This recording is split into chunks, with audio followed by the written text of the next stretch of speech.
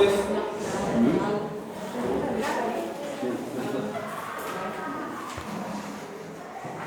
hagamos un breve repaso de la clase anterior, así también los compañeros que no estaban pueden ir aconteciéndose respecto a la ética, ¿no? En materia de ética profesional y laboratorio, donde vamos a hacer una introducción de la ética, de dónde viene el término, la etimología del término. Vamos a ver la definición de ética, la definición de ética profesional y algo que va aportado, ¿no? La unidad número 2, la hablo grande y rasgo para los chicos que no tuvieron, es acerca de la persona humana. La unidad número 3, la ley moral. Y la unidad número 4, la ley específica de la ley 7182, que es la ley de ejercicio profesional del bioquímico, que aplica por analogía a los técnicos superiores en laboratorio. Bien, sería importante, como siempre mencionamos, y como se está queriendo formar un proyecto para presentar una ley que regule el ejercicio profesional del técnico en laboratorio propiamente. Bien. Entonces, ¿de dónde venía el término? La etimología del término ética, ¿de dónde viene? Bien, ethos. Bien. ¿Y moral? De mores. Bien. Del griego ethos y del latín mores. Que hace alusión a costumbres virtuosas. La conducta. Bien, a las costumbres virtuosas. Bien, la repetición constante de conductas en cuanto las podamos calificar como virtuosas o no. En este curso vamos a usar los términos como sinónimos. Bien, porque van a buscar, si ustedes buscan en otro lado información al respecto de ética y moral, van a ver que pueden haber diferentes clasificaciones, podríamos mencionar. Bien. ¿Cuál era la definición de ética que habíamos dado? Ciencia social, vinculativa, normativa, práctica, que va a regular la conducta humana, en cuanto a que esta sea virtuosa. Bien, perfecto. ¿Y alguien que lo pueda decir con sus palabras? ¿Qué es la ciencia social? Una ciencia social que va a estudiar la conducta humana, el comportamiento humano, basándose en normas, en cuanto la conducta sea virtuosa. Ya vamos a ver qué consideran como bueno o virtuoso. Bien. Es además una ciencia especulativa, práctica y normativa. ¿Por qué era especulativa? Se adapta a cada situación. Bien, se adapta a cada situación, parte de una abstracción, de conocimiento. Bien, no tengo tiza. El coordinador tiene.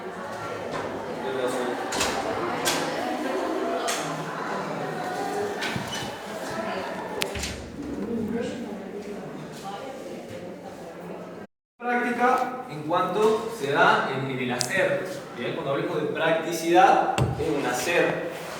El hombre es un ser social. Bien, sabemos que su naturaleza es social. Solo se puede concebir al hombre en cuanto viva en sociedad. Necesariamente necesitamos la sociedad. No hay hombre que viva solo en la individualidad. Y es por eso que se crean las normas, ¿no? Para regular conductas, para poder garantizarme a mí un cierto eje de libertad y un cierto eje en el cual yo me pueda desenvolver. Y es por eso que esta materia está orientada en cuanto a las normas morales de su profesión, que la vemos reflejada en la ley 7182 que hemos mencionado en la clase anterior. ¿Bien? Por eso es que es importante conocerla para poder evitarnos sanciones como ser que le quiten la matrícula o sanciones económicas como una multa por los distintos motivos que nos pone la ley. Lo vamos a ir viendo en la última unidad. Pero es con respecto a la publicidad, al trato con los pacientes y al trato con los demás colegas del laboratorio. Bien, entonces, estábamos hablando de que la ética es una ciencia práctica, especulativa y normativa. ¿Por qué es normativa? Porque se rige a partir de normas. Bien, se rige a partir de normas, y lo vemos reflejado también estas normas en la ley 7182. ¿Se acuerdan que hacíamos la diferencia entre normas jurídicas y normas morales? Sí. ¿Sí? Bien, ¿cuáles eran las principales diferencias? Que las normas jurídicas se pueden sancionar, ¿no? Y las morales, por medio de la razón. claro, se Bien. actúa por medio de la razón y las otras por Bien. el Estado. Vamos a poner las normas morales aquí y las normas jurídicas aquí. Bien. En cuanto al origen del que emana, ¿de dónde salen las normas morales entonces? De la universidad. Bien, esto es importante que lo tengamos en cuenta porque por ahí hay pregunta al final, lo vamos a seguir repitiendo hasta que nos cansemos, pero es importante decir que a las normas morales el hombre no las crea, sino que las descubre por medio de la razón. ¿Bien? Entonces, la razón descubre, ¿bien? Descubre aquí, y la norma jurídica, ¿cómo se crean? Por el poder legislativo. El poder legislativo.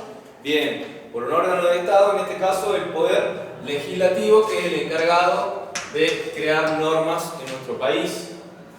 Bien. En cuanto a quién es el último intérprete o quién sanciona, La Conciencia. bien, en las normas morales quien va a juzgar es la conciencia. Bien. Nuestra propia conciencia no nos va a juzgar algo exterior, sino que el hombre, las normas morales están realizadas para la persona en sí misma. Es el hombre el quien la descubre y es el mismo hombre quien juzga ante el incumplimiento de una norma moral. Entonces tenemos la conciencia aquí y acá, El poder en judicial. las normas jurídicas, el poder judicial. el Poder Judicial, perfecto. El Poder Judicial va a ser el encargado de juzgar ante el incumplimiento de la norma jurídica. ¿Bien? ¿Y cuál es la nota característica que difiere, que lo hace que sea diferente la norma jurídica de la norma moral? Lo de coerción y coacción. Perfecto, lo de coerción y coacción. La coerción, ¿se acuerdan que era? Era una amenaza, ¿no? Que nos da el Estado, que ante realizar determinada conducta, nosotros somos pasibles de una determinada sanción. ¿Bien? Y la coacción era la fuerza que puede tener el Estado para, ante el incumplimiento de esa amenaza que da la coerción, hacer cumplir a la persona, ¿no? Siempre ponemos el ejemplo acá de que cuando una persona es declarada rebelde en un juicio, quiere decir que no comparece, que no se presenta, es que la justicia lo declara rebelde y puede la fuerza pública traerle a la persona a sentarse a que sea responsable de todo esto. Sí, sí, sí. Adelante. ¿Qué tal? Hola. Bien. Son pasibles entonces de esa sanción de la coerción y coacción. Diferente en la norma moral, que, como dijimos, que es la misma conciencia la que juzga, no existe dicha coerción y coacción. Bien. Luego nos adentraremos en aspectos legales, que en el segundo cuatrimestre, en cuanto a la norma moral, veremos el orden jerárquico que tienen las normas, pero para que tengamos una idea, podríamos ir mencionando las pirámides de Kelsen. ¿Bien? Esta es la pirámide del orden jurídico.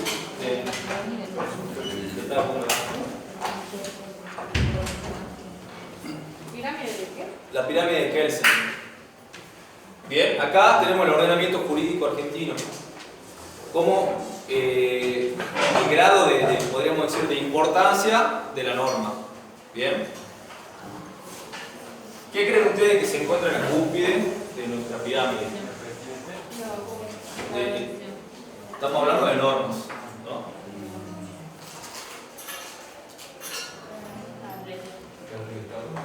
Las leyes están, pero más abajo. La Constitución Nacional, perfecto, ¿cómo es su nombre? Como dice Nahuel, la Constitución Nacional, que está por acá, Constitución Nacional está en la cúspide de nuestro ordenamiento jurídico en cuanto a las normas. Luego le siguen, las leyes van un poquito más abajo todavía. Los tratados internacionales, ¿bien? Los tratados internacionales tienen jerarquía superior a las leyes. Tratados internacionales son los acuerdos bilaterales o multilaterales que pueda tener un Estado con otros, acordando determinados puntos en común que van a ser respetados.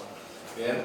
En este caso, bueno, además de la Constitución Nacional, en lo máximo se encuentran también 13 tratados internacionales, pero de derechos humanos. Bien. Están contemplados en el artículo 75, inciso 22 de la Constitución. Esos tienen jerarquía constitucional superior a estos. Bien. Entonces, Constitución Nacional más los 13 tratados del 75. Todos esos tratados que les estoy mencionando tratan de derechos humanos. ¿Bien? No es tema de comercio, no, solamente derechos humanos. Luego tenemos los demás tratados internacionales. Ahora sí vienen las leyes nacionales. Luego le siguen las leyes provinciales. Y al último, las ordenanzas municipales, ¿bien? Las que dicta cada consejo deliberante a cada ciudad.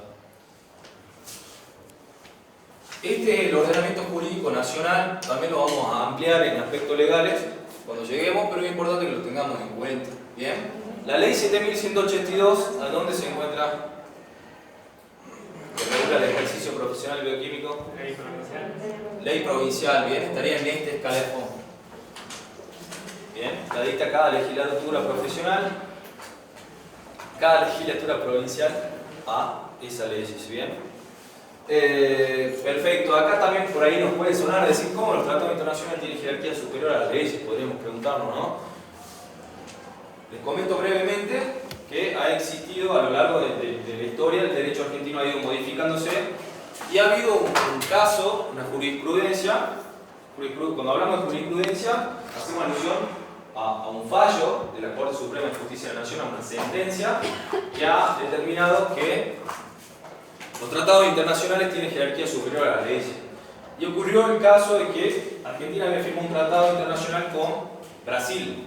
Bien, había firmado un tratado internacional de comercio con Brasil y con Paraguay. Pero el problema se dio con Brasil cuando los muchachos de Café La Virginia, la empresa que todos conocemos, quiso pasar, en cuanto a aduana, en cuanto tenía que pagar impuestos al pasar los productos de Café La Virginia, estaban pasando para Argentina y le dicen, para obviamente nuestra aduana, le dicen no tienen que pagar determinada cantidad de dinero en concepto de impuestos. Le dicen no, pero Argentina firmó un tratado internacional con Brasil en el cual favorecía el comercio, por ende nosotros tenemos que pagar lo que dice este tratado internacional. Que sí que no, tuvieron que pagar lo que decía aduana para que puedan pasar. Reclama Café La Virginia, en este caso a la Corte, a la justicia argentina. La justicia, en cualquier proceso que tengan, van a tener una primera instancia, una segunda instancia y luego van a poder acudir a la Corte Suprema de Justicia de la Nación. ¿Bien? Y acá es importante que lo tengamos en cuenta, a la Corte Suprema de Justicia de la Nación, porque es la última intérprete de la Constitución y de nuestras normas. ¿Bien? Cuando llega el problema que tenía Café La Virginia con el Estado argentino, la Corte Suprema de Justicia de la Nación termina diciendo que en esos casos que las leyes, que los tratados internacionales tienen jerarquía superior a la ley, bien, y hay que respetarlos. En ese caso, si nosotros hemos firmado con Brasil un acuerdo en el cual nuestros productos van a pasar con un determinado precio más barato de lo que ellos tenían en la aduana y sus productos van a ingresar a nuestro país con un determinado precio, hay que respetarlo. Bien, de ahí que sale que los tratados internacionales tienen jerarquía superior a las leyes nacionales. Bien, y volviendo a nuestra materia, la ley 7182, ley provincial, repito, porque si la buscamos en internet, pongamos ley provincial Salta, que es la que regula el ejercicio profesional y se encuentra en este escalafón de nuestro ordenamiento jurídico. Bien, entonces, tenemos diferencia entre la norma moral y la norma jurídica en cuanto al órgano de origen, volviéndose aquí.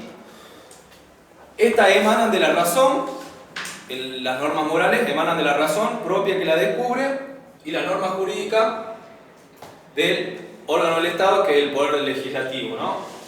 Eso también vamos a ver en aspectos legales, ¿no? Cómo está compuesto, Cámara de Diputados, Cámara de Senadores. Salta tiene 7 representantes en diputados y 3 senadores aportan todas las provincias. Bien, los diputados representan al pueblo de la nación argentina porque se toma como base la cantidad poblacional que tiene cada provincia para determinar cuántos va a aportar. Bien. En cambio los senadores representan a cada provincia y todos aportan por igual, todos 3. Bien. Más Ciudad Autónoma de Buenos Aires, que también aporta 3. Bien, volviendo. ¿Y quién va a juzgar ante el incumplimiento de la norma moral? La conciencia. ¿Y en la norma jurídica? El Poder Judicial. Bien, y la Corte Suprema de Justicia de la Nación, que es la última intérprete de las normas jurídicas. Bien, ¿estamos hasta ahí? Bien, volviendo. ¿Ya habíamos dicho la definición de ética profesional o no? Sí. Bien, son el conjunto de normas, principios, valores que va a tener el profesional de la salud que cumplir para poder desarrollar su labor de la mejor manera posible, ¿no? Lo vemos reflejado en la ley 7182. Ahora bien, el objeto, ¿se acuerdan del objeto de estudio? Material Formal. Bien, ¿qué era el objeto de estudio? Cuando hablamos del objeto de estudio, hacemos alusión a... la conducta humana, Bien, ¿a qué es lo que propiamente va a estudiar la ética? Bien, eso es lo que nos tenemos que poner a pensar cuando hablemos de objeto de estudio. En cualquier materia vamos a tener un objeto de estudio, ¿no? En la ética, ¿qué es el objeto de estudio en particular? La sociedad. ¿La qué? La sociedad. Bien, está perfecto, pero lo que va a hacer es la conducta humana propia de cada ser humano. Bien, no en su conjunto como sociedad, pero sí en particular. Bien, entonces tenemos el objeto, lo dividíamos en Material y formal. objeto material y el objeto, lo vamos a poner acá, formal o quod. Está bueno tener referencia el quod, que quiere decir que, y va a ser qué del objeto material.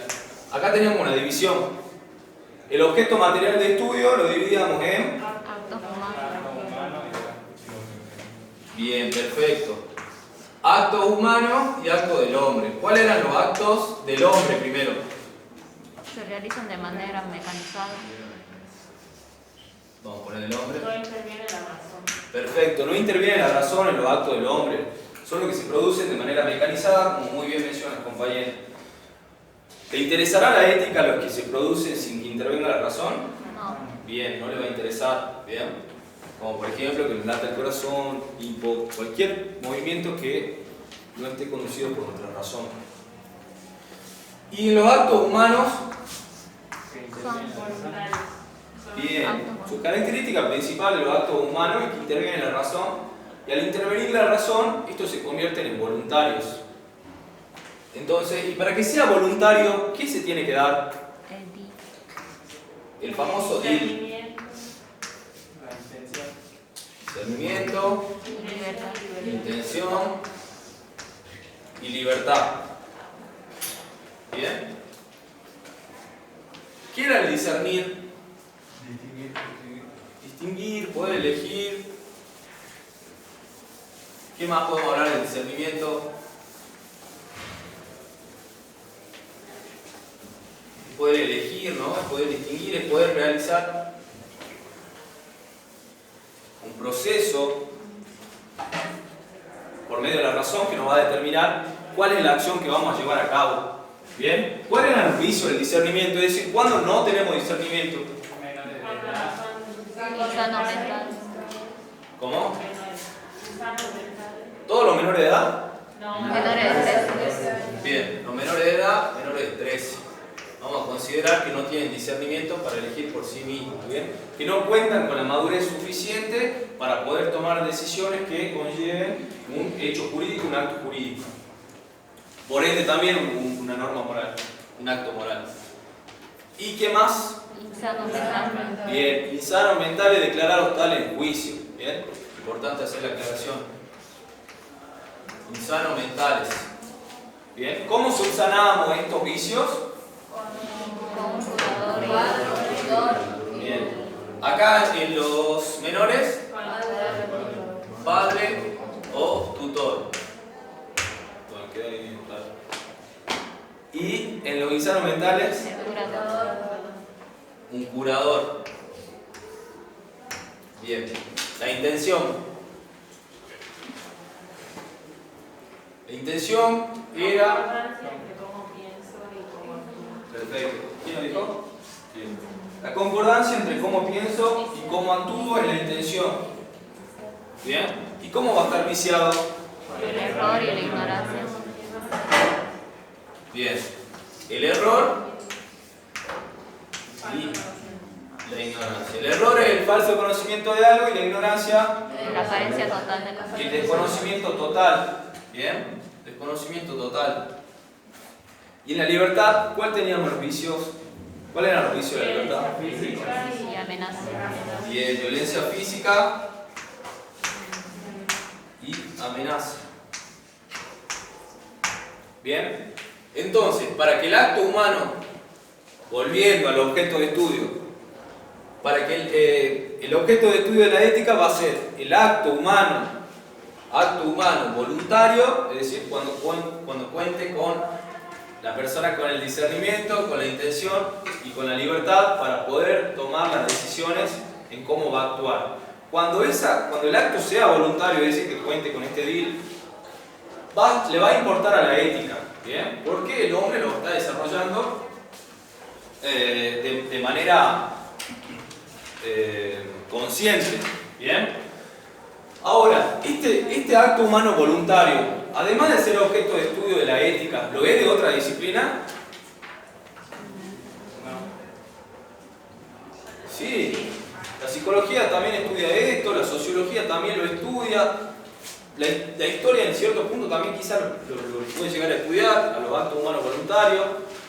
Entonces, acá es donde es importante que hablemos del objeto formal quod, que quiere decir que ¿qué de ese acto humano voluntario? ¿Qué le va a interesar a la ética? La conducta siempre y cuando sea una. Bien, en cuanto la podamos calificar como virtuosa o como buena, le va a interesar a la ética. Y eso es lo que lo va a diferenciar de otras áreas. Bien, a la sociología le va a interesar la buena y la mala. Bien, a la psicología también. Pero a la ética le va a interesar la conducta en cuanto ésta sea virtuosa. Ya vamos a adentrarnos más adelante. ¿A qué calificamos como virtuoso? ¿Bien? Perfecto. Hasta aquí el objeto de estudio. Entonces el objeto formal quod es qué de esa conducta humana voluntaria. Es esa conducta humana voluntaria en cuanto la podamos calificar como virtuosa. Eso es lo que le interesa a la ética. Eso es lo que va a estudiar la ética. Ahora, vamos a hablar...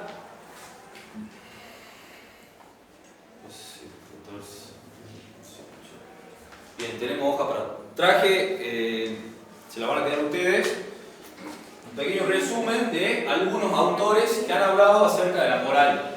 Bien, han hablado acerca de la moral y si existe o no la misma, o si existe una moral uniforme para todos y atemporales, es decir, el hombre se ha preguntado históricamente respecto de la moral, ¿no? Hemos hablado de las distintas concepciones que existían, ¿no? Primero hay corrientes que niegan que existe una moral. ¿Cuál era uno de los referentes de esa corriente? El escepticismo. ¿Qué hacen los escépticos? Niegan. Para ellos no existe una regla moral uniforme. El hombre jamás va a poder llegar a conocer algo en su totalidad, nos mencionan los escépticos. ¿Bien? Si bien puede llegar a decir que esto es un banco, por ejemplo, jamás va a poder llegar a conocer la totalidad de lo que representa este banco en sí. Eso es lo que le dice, ¿no? Que es imperfecto el intelecto, por lo que los escépticos plantean que no existe un orden moral, que no existen normas morales. ¿Bien? Eso en un sentido muy al extremo, podríamos decir. Un desprendimiento de ese escepticismo que se dio, bueno, en culturas antiguas como en la India y ya en Occidente y Grecia, hace mucho tiempo, era el relativismo. ¿El relativismo qué era? ¿Alguien se acuerda? No existe una moral atemporal universal. Bien, eso dicen todas las corrientes negatorias, ¿no? Va a depender del tiempo y de la situación. Perfecto, lo que no dice el relativismo es que la moral va a ser en base a las cosas que te toque vivir. las circunstancias que viviste, el contexto histórico que viviste, la sociedad en la que te tocó vivir, la manera en que te criaste, qué cultura, qué conductas tienen arraigada la sociedad en la cual uno vive. ¿Bien? Eso nos dice el relativismo. Por ende, va a haber tantas morales como sociedades puedan existir o como culturas puedan existir. ¿Bien? Ahí teníamos varios referentes, ¿no? ¿Alguien se acuerda de Augusto Comte? Positivismo sociológico reflejado en Augusto Comte. Augusto Comte sostenía eso, ¿no? Dice, no existe una moral uniforme. Cada grupo se va a dar así su propia moral, sus propias normas morales. Va a ir modificándose por el contexto que le toca vivir. Después también teníamos a Durkheim, ¿no? Durkheim habla de una presión social. Dice, no, el hombre actúa porque tiene una presión social. El ambiente lo va formando y la sociedad le va diciendo qué es lo que tiene que hacer o no. Y él, para formar parte de esta sociedad, porque dijimos que el hombre es un ser social, es que va a actuar bajo presión siguiendo las normas morales. Y para él no existe tampoco una norma moral universal y atemporal. Bien.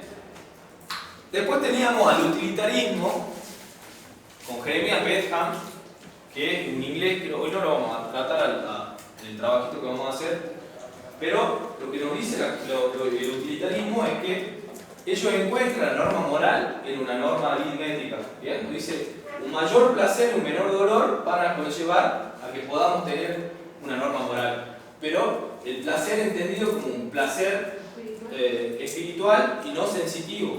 ¿Bien? Un placer espiritual en hacer bien las cosas. ¿Bien? No sensitivo, repito. Y después teníamos al realismo moral dentro de las corrientes que afirman que existe una moral universal y atemporal. ¿Bien? Y el realismo moral nos plantea que va a consistir, la moral es universal y atemporal, el hacer el bien y evitar el mal. Lo que estaba mal, está mal siempre, y lo que está bien siempre. Y no va a ser respecto del contexto histórico que toque vivir. Lo que está bien va a estar bien siempre y lo que está mal va a estar mal siempre. Básicamente es eso. Ahora vamos a realizar una pequeña actividad. Yo les voy a entregar a cada uno de ustedes. Es individual. Si alcanza el copio de todo.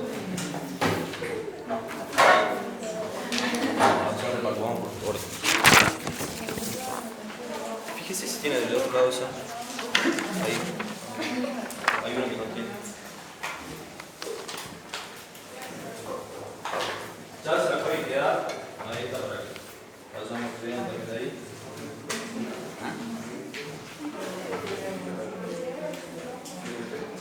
Violencia física y amenaza.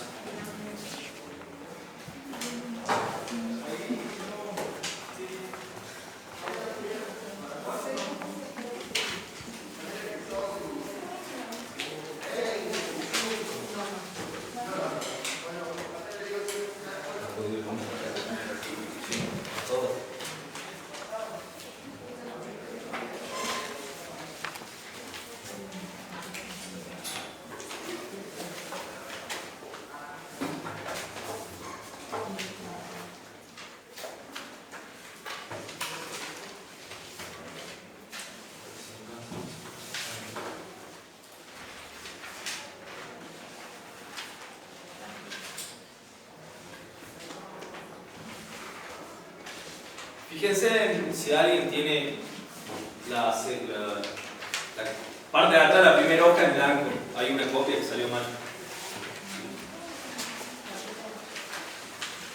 ¿Todos tienen bien?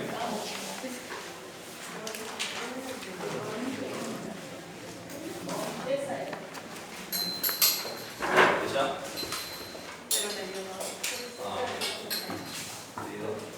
Todos tienen bien. Lo que vamos a hacer es lo siguiente. Vamos a leer lo que nos dice la corriente del escepticismo y el relativismo con sus diferentes autores y el realismo moral, y vamos a poner qué nos parece bien en qué concordamos con cada una de las posturas y qué podemos refutarle o qué podemos criticarle a la postura tanto del escepticismo, el relativismo y el realismo moral. Esas tres vamos a ver. Bien, ese es el punto número 1. Bien, entonces leemos, decimos que nos parece correcto de la postura del escepticismo, del realismo y del relativismo, y qué criticamos o qué nos parece que no está tan bien. Y el punto número 2 es elegir una de las posturas y defenderla. Es decir, bueno, yo la verdad concuerdo con el relativismo, por ejemplo. Bien, es para entregar. Así que si pueden hacerlo en otra hoja.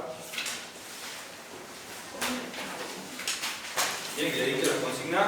Sí. Mejor, ¿no?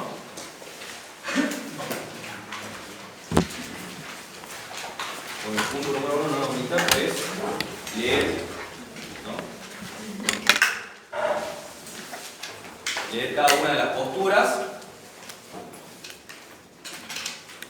Entre paréntesis pongamos escepticismo, que es la negación de la regla moral.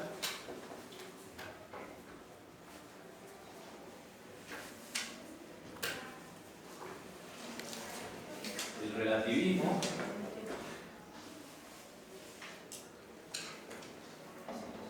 Y el realismo moral. Realismo moral el último. Bien, del realismo moral hay muy poco, pero lo que nos dice el realismo moral, para que lo tengamos en cuenta, es de que sí existe una norma moral aplicable para todas las personas. Bien, y para todo tiempo. Punto número 2.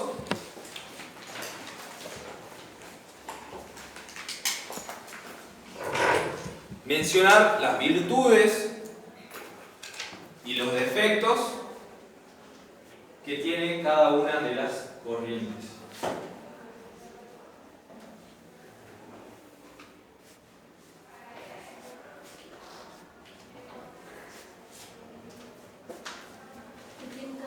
De las corrientes filosóficas que estamos planteando. ¿Bien?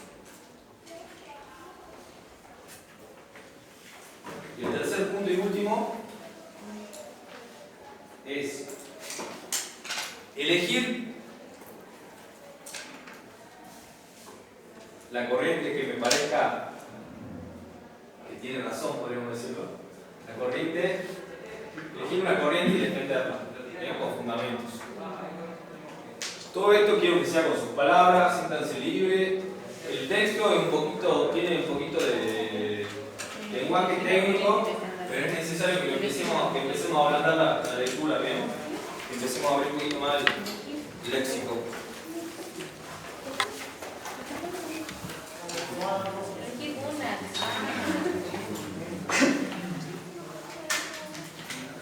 Bien, tenemos 20 minutos. ¿Muy poco? Era que iban a salir a las 10, no hay chance. 30 minutos. ¿Que van terminando o se van retirando?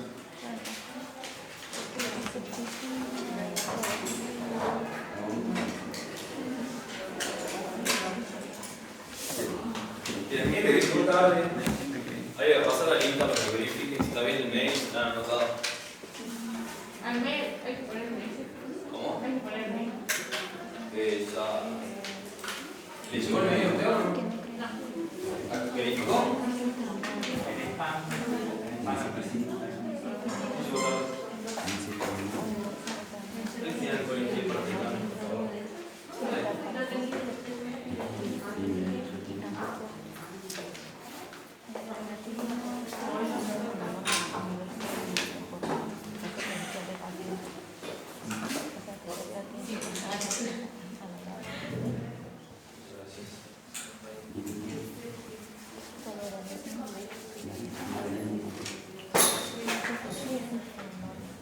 Si hay algo que no comprendemos, me llaman, nos vamos viendo juntos.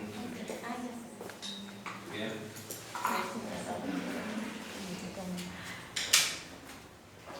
Donde dice dirección utilitarista, eso no iría bien.